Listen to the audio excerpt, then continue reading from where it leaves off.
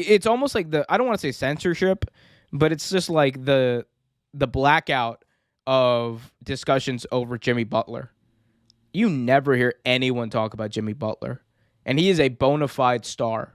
Like, he should be talked about as far as one of the top players in this league, one of the top leaders in this league, because he consistently leads the Miami Heat to great records. He led them to the NBA Finals. He led them to the best record in the East this year. He's led them to another Eastern Conference Final.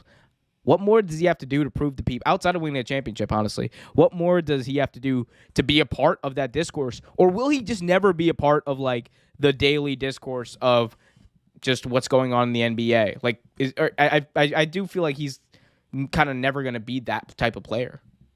Yeah, I don't think he will be, given how the style of play that he plays, and I think age is going to factor into it. Jimmy Butler is not exactly, Jason Tatum's what, 24, like 25.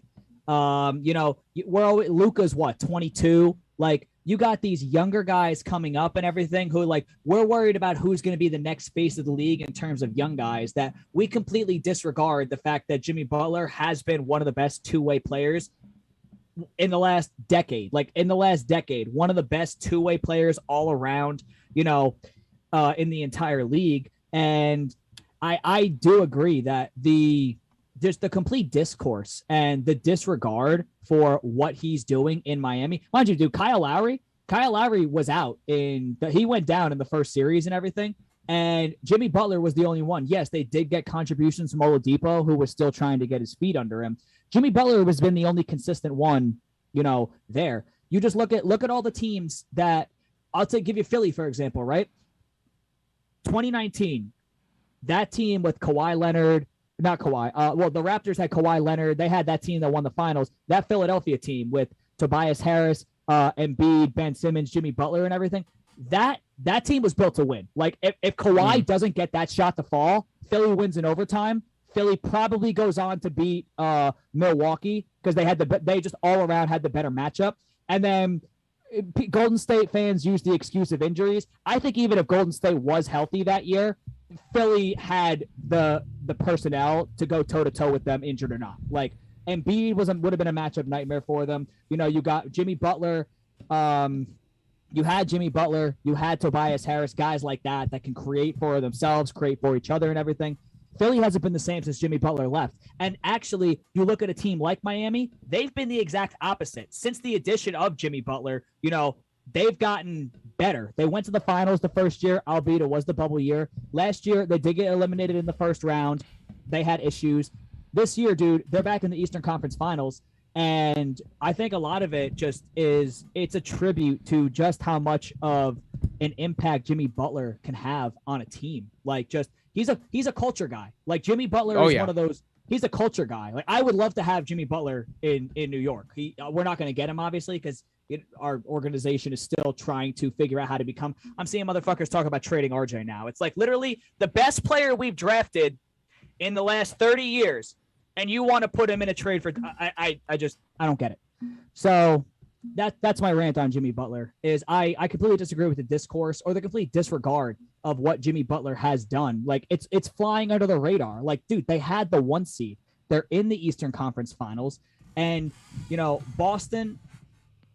This is gonna be a good series, dude. This is gonna be a really good series. Jimmy Butler versus Jason Tatum. Oh my God! Hell of a series. And like these are two guys who are like relentless in their pursuit of being great. Like, I love that. And honestly, I'm rooting for Jimmy Butler. Like, I mean, I'm rooting obviously for both players. I like both players, but like, I'm really rooting for Jimmy Butler.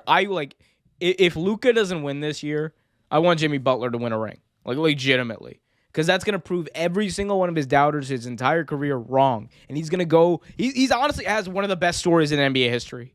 Like as a story of how far he's come from when he came into the league to now.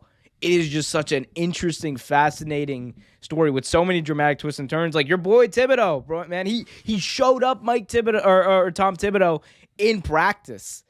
Like, by just saying, put all of your starters against me, and I will wipe the floor with them. And he did that. but that wasn't as much of a Tibbs. Now I do have my own gripe with Tibbs. Don't get me wrong. No, I'm Because not the saying that. decisions that I'm not. No, I'm not saying that was just Thibodeau, but I'm talking that about was more just an like organization, because the yeah. organization had literally he made the organization choose between him and Carl Anthony Towns, and they chose Cat, younger, he's a do it all big and everything like that. But in terms of just the culture, you look at Miami, right? You look Mhm. at Miami and what they've become and how Jimmy Butler fits that culture so well in like the grit and grind, the hard nosed culture. Like there are certain organizations that kind of play like that. They almost have that underdog mentality, even though they are like a high seed and everything.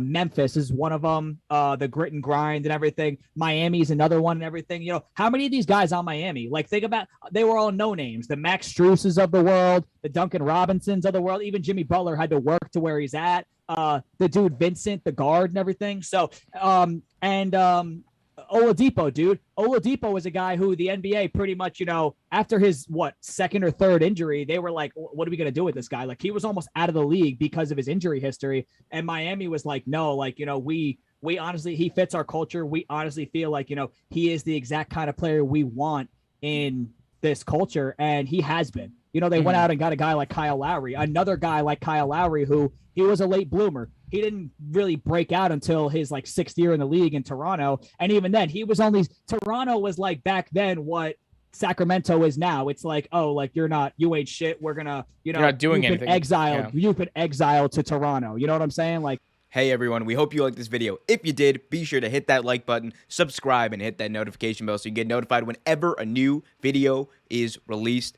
Until next time, keep it real.